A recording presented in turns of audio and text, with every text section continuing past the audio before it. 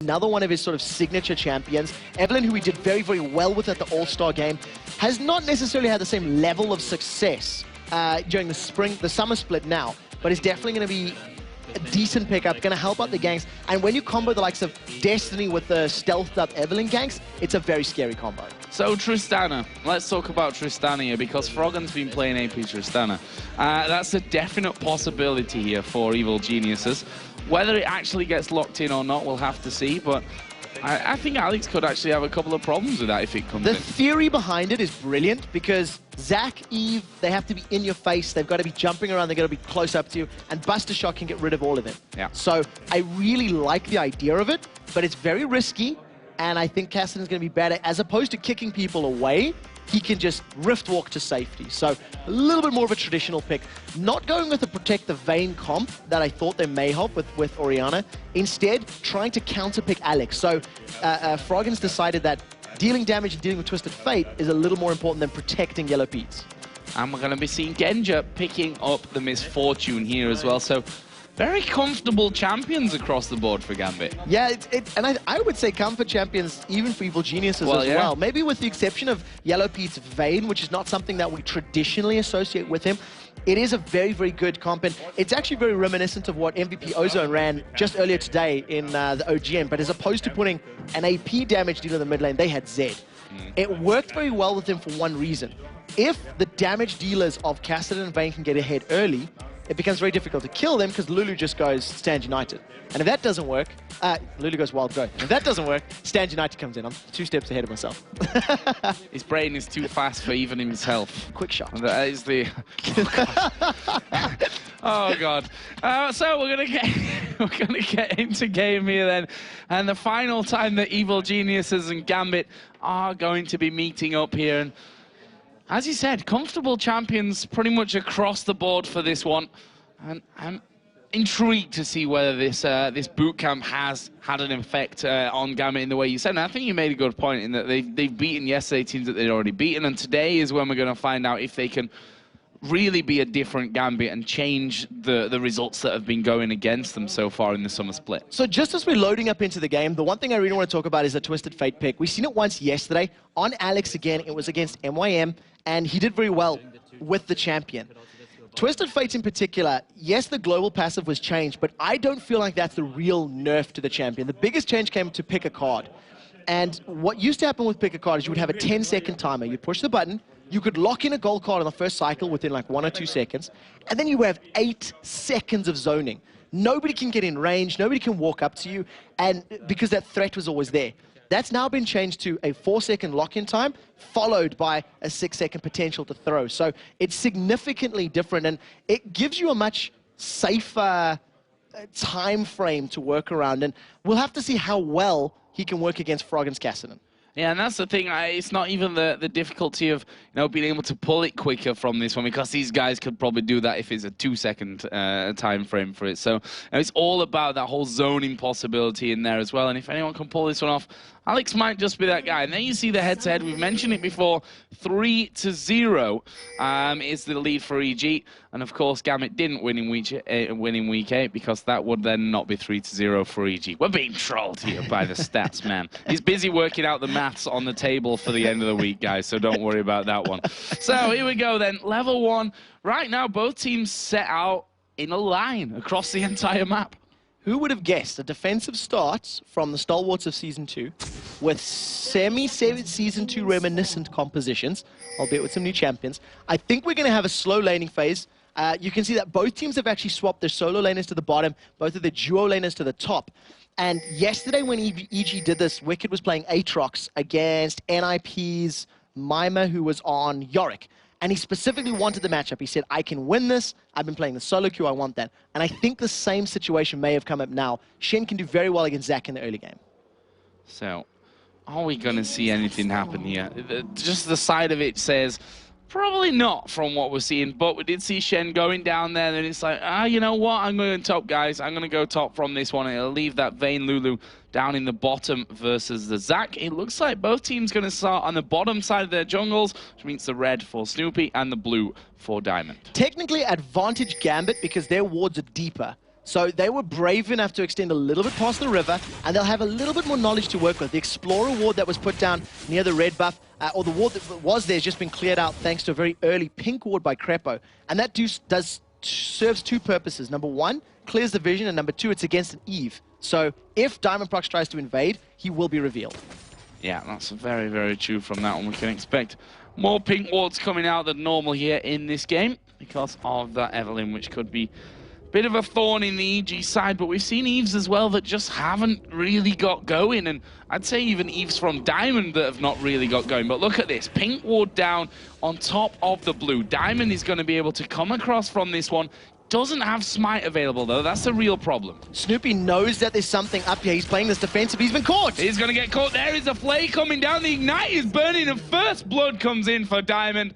What an execution there coming out of Gambit. Voidal and Diamondprox read Snoopy perfectly. Voidal was hanging around the side. He did the flash flay combo, held him in place. Diamondprox gets first blood. He gets to steal the buff away, and we may see a 3v1 tower dive against a level 1 Shen. This is a scary, scary time if you are Wicked.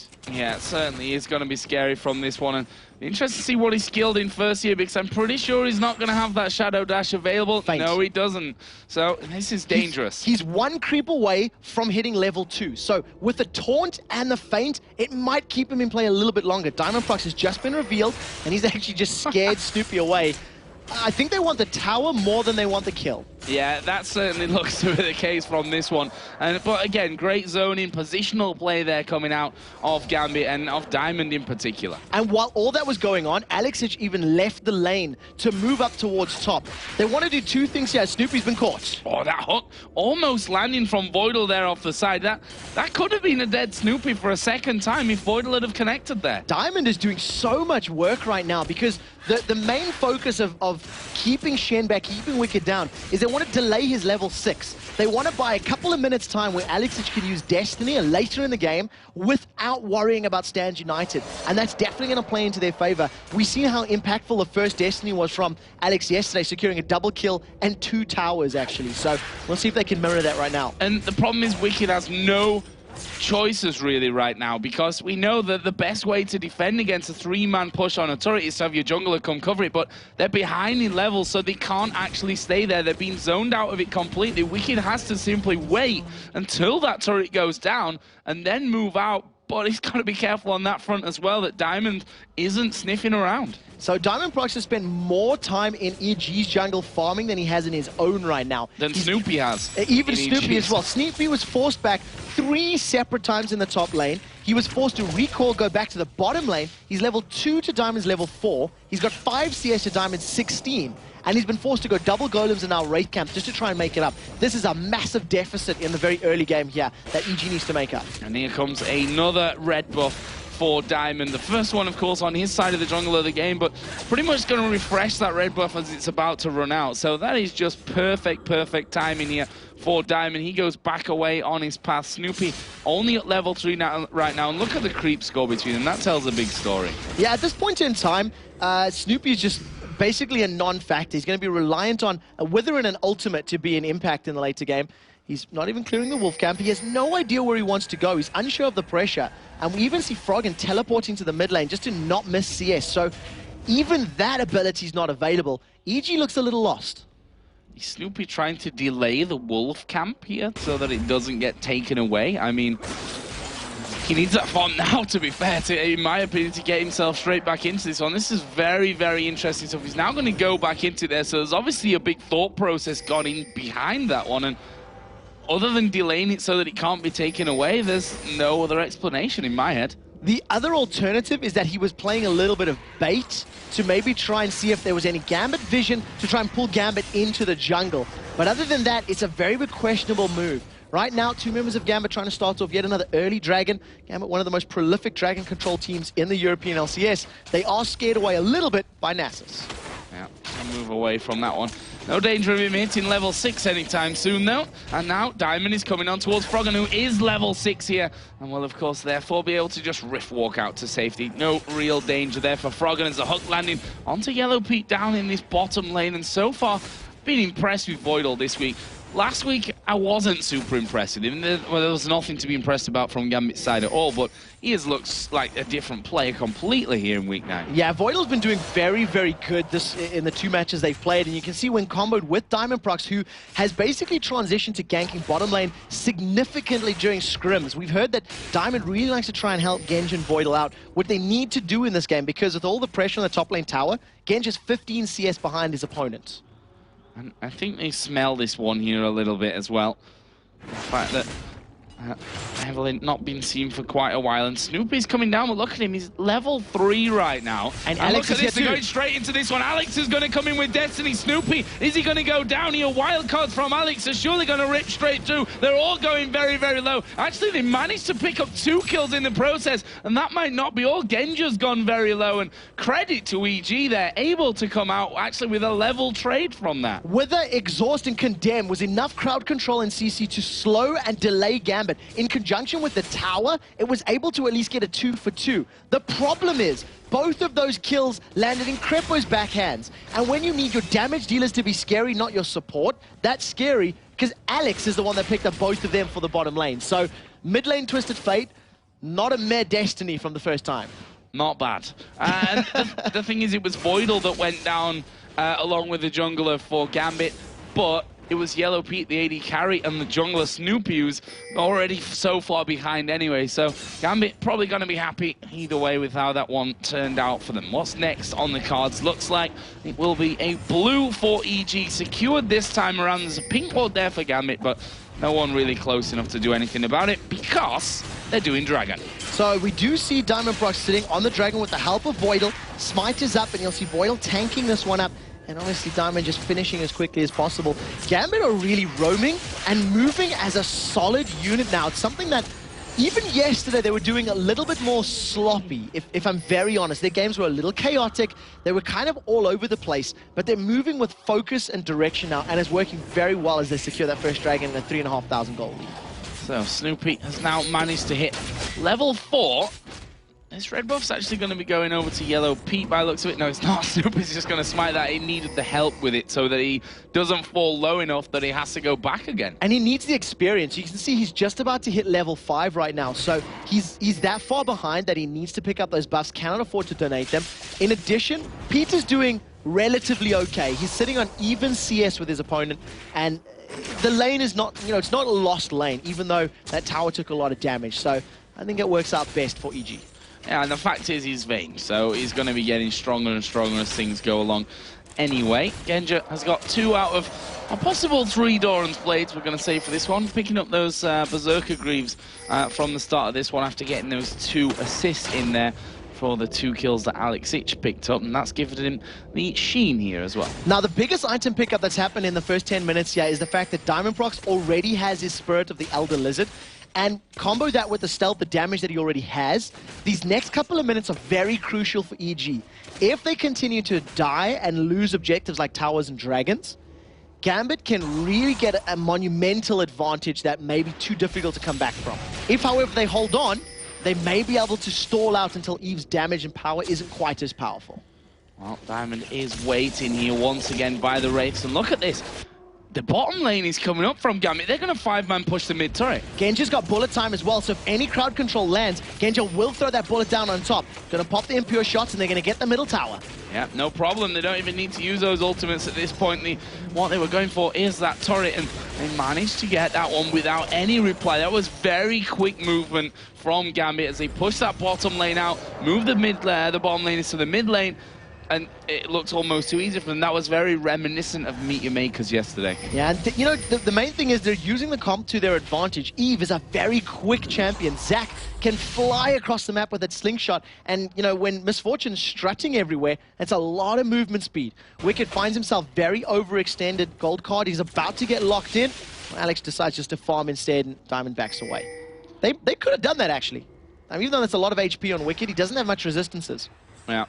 Would have been a possible target for them. Diamond, though, wants his buffs here. He's not going to let any of his buffs get stolen this game, that's for sure. Very possessive of his own jungle, is Diamond. He will kill you if you come into his side. So he's going to be able to take that. Right now, it's a 3,500 gold lead for Gambit. Has Froggen here just headed home, or is he? Darian's actually going to go in there and auto-attack it and say, well, you can't kill me anyway, because you've got really nothing built up to do that. I'm just going to annoy you.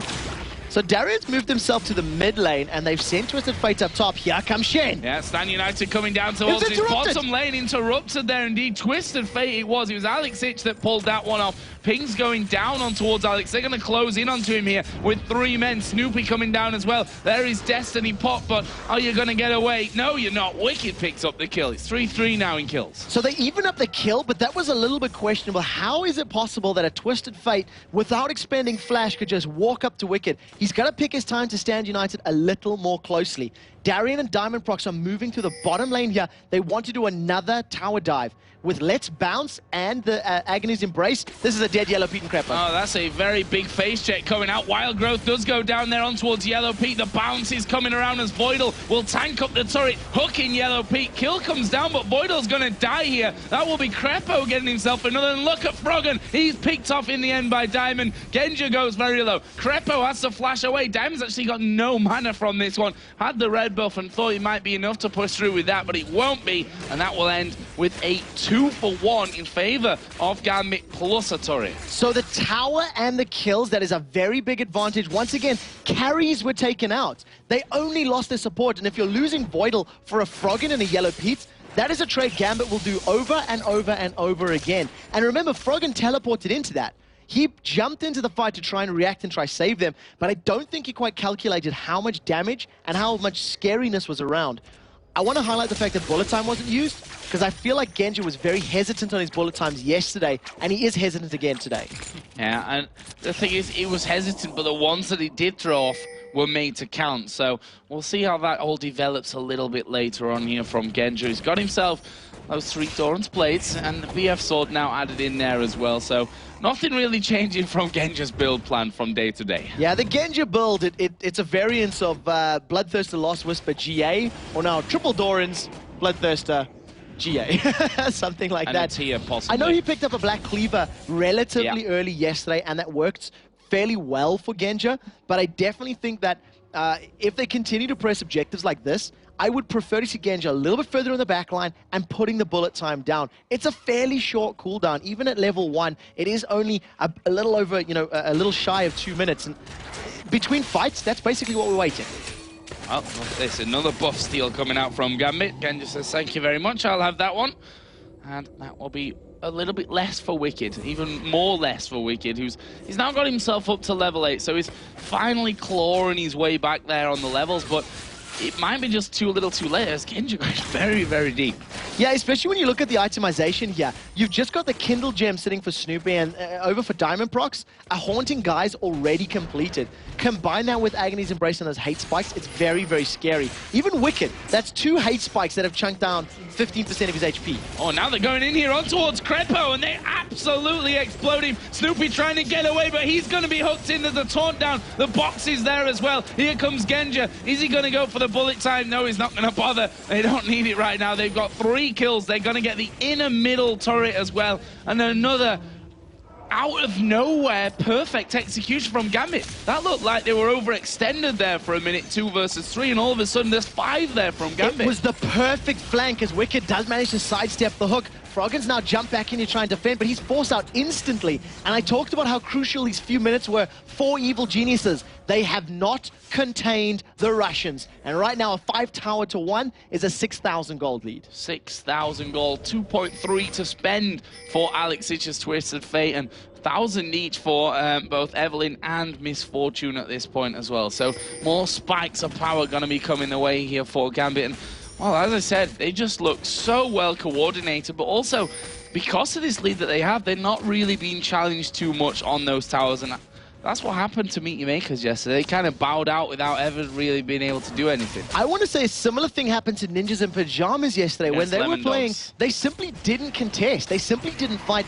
It was basically a 1 versus map game because the team never got involved. Now, EG tried to sneak a dragon away, but now they're in trouble. They are in trouble from this one. Genja hanging off towards the side from this one. We see the first kill coming down. It's Alex at the backside. He was doing the work. He's actually going to take a lot of damage, but the bullet time comes through. It's done a lot for them as well. Finally, they finish off Alex, but at what cost for this one? Wicked headed back out towards the brush. He's going to try and stand united. He's standing nowhere from that one. It's only Froggen that survives once again. A 4-for-1 for Gambit this time around, and they stop Dragon with just a press of R from Alex Ich. Every single time Gambit pick a fight, they secure an objective afterwards. They got top tower after first blood. They got 2 kills on bottom lane, lost it, but picked up a tower as well. Middle lane fight, secured 2 towers, and now Dragon as well.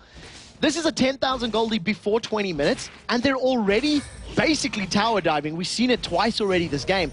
Gambit, it's just a matter of time before they force the next objective and maybe start considering Baron. They're so strong right now. Wow. Baron, an option for them less than most teams throughout the course of the season. So we'll see how that one goes here as Froggen going to come in on towards Darien. Froggen's got 2 levels on him here, but in usual Darien style, he doesn't care. Doesn't care, hasn't died yet either. And Secret Agent Genja, 009, picking up all the assists, all of the kills, centralized and focused here on Diamondprox and Alex Ich. And that is a good sign for Evil Geniuses, because if they can kill, I would say Diamondprox more than Alex, that consistent damage and that scariness in team fights is significantly reduced because the gold is so heavily focused on those 2 champions. And look at this. Gambit instantly pinging now for their next target here, objective-wise. It's going to be that turret in the middle lane. Diamond actually going to come through here on towards Wicked. He's got no turrets anywhere near him, and he is going to shadow dash away there. Hook came through, but in the meantime, as I said, they're going to push down towards this inner turret in this top lane as well. And honestly, with that Lich Bane in there for Alex, it's not lasting very long. Yeah, bullet time is available as well, so if a fight were to break out, Genja could just throw that one down. Gold card catches Froggen. Nobody's going to follow up onto it, though. No follow-up. Actually, there was a hook there from the side from Boydell, which also wasn't followed on through. And Gambit don't care. They just wanted to take that turret down. They've got all the vision control right now with Boydell having that Oracle Elixir onto him. And now they may try and finish off this opening here. That's definitely a possibility, but very crucially, Blade of the Ruin King was just secured for Yellow Pete. So in dueling potential or dueling fights, he's going to have that active, which is still very, very strong. 5-man Gambit. They started auto-attacking the inhibitor, but Genja's not in auto-attack range just yet. It's this standoff before we see who oversteps their bounds or who manages to land that crowd control first. Diamond, look at him. He's kind of stalking off in the shadows here at the side, trying to get a decent angle to actually come around the side of them. And in the end, Gambit say, you know what, guys, we can't quite do this one. We can't force this. It's too risky. Let's back off from it. Take their blue buff here, possibly, as Frog and Wicked coming out. This is pretty dangerous stuff actually coming out. There's a stun card lands on towards Wicked. Darien dives headfirst in towards him, but Wicked able to walk away from that. Froggen is caught on his own in the lane, but Gambit concerned more by the inhibitor here. Yeah, there's a few things that pulled him backwards. First of all, the lanes are pushing against Gambit. Both top and bottom are going to be on their lane, their side of the river very soon. In addition to that, their blue buff is up. The EG blue buff was up, and that's what forced them backwards. And now we're just in this little bit of an awkward phase where Gambit are still stacked, but they're not really ready to fall back. They still feel in a power position, and they're trying to take advantage of it by looking for a fight.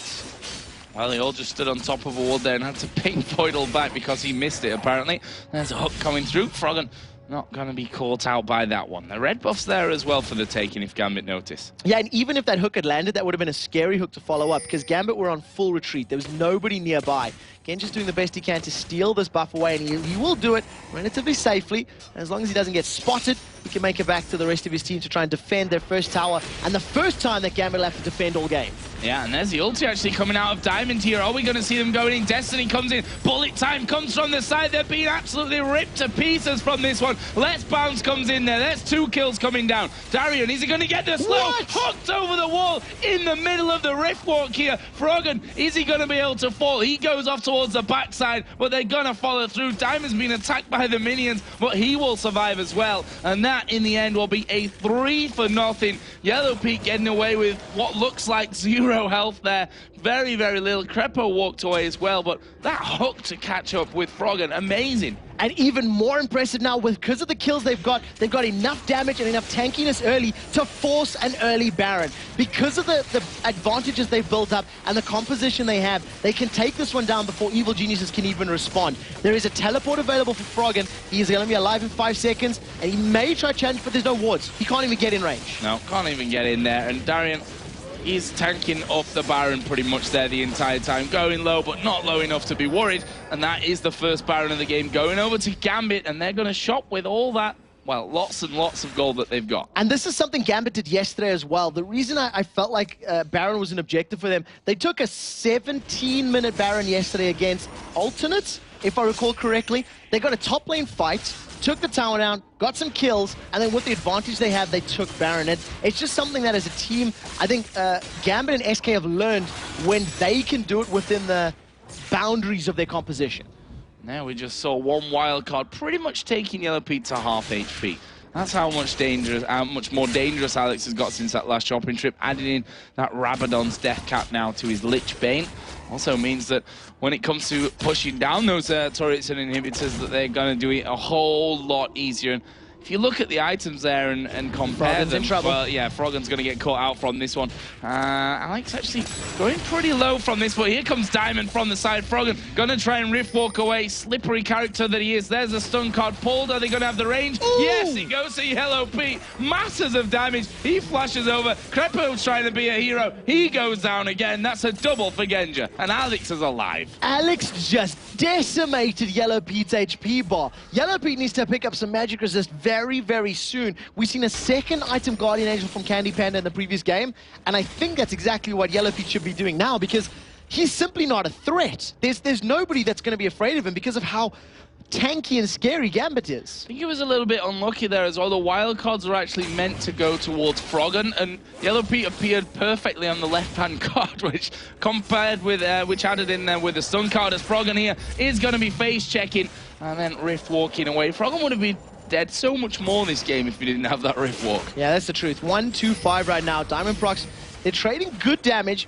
You know, even when Froggen can get some spells down, it's enough to at least, you know, hurt. But there's no backup, there's no follow-up. Snoopy is still only sitting on that Kindle gem and only recently completed a Spirit of the Ancient Golem. He is so far behind right now. He's a non-factor in these fights. Yeah, absolutely not. His Wither goes down, and that's pretty much all she wrote from that side. As Voidal here actually going to get locked up, but that might just be a catalyst for them to go fighting through the bullet time. As hammered away at Genja. He gets 2 from that. There is Alex coming in with Destiny at the side. It ends with a triple kill as Snoopy goes down as well. And I tell you what, Gambit might just look to finish right here, right now. Yeah, they've got so much damage with that Lich Bane Death Cap combo on Alex and all of the attack damage from Genja. They're going to be able to take out the first Nexus turret. This is a 25-minute game as they're on to the second Nexus turret. Another flawless game for Darian. Mission Impossible secured twice, and they're not done yet. Oh, still picking up kills here. Alex gets himself another onto Crepo, but the Nexus is going to go, and Gambit will be Evil Genius.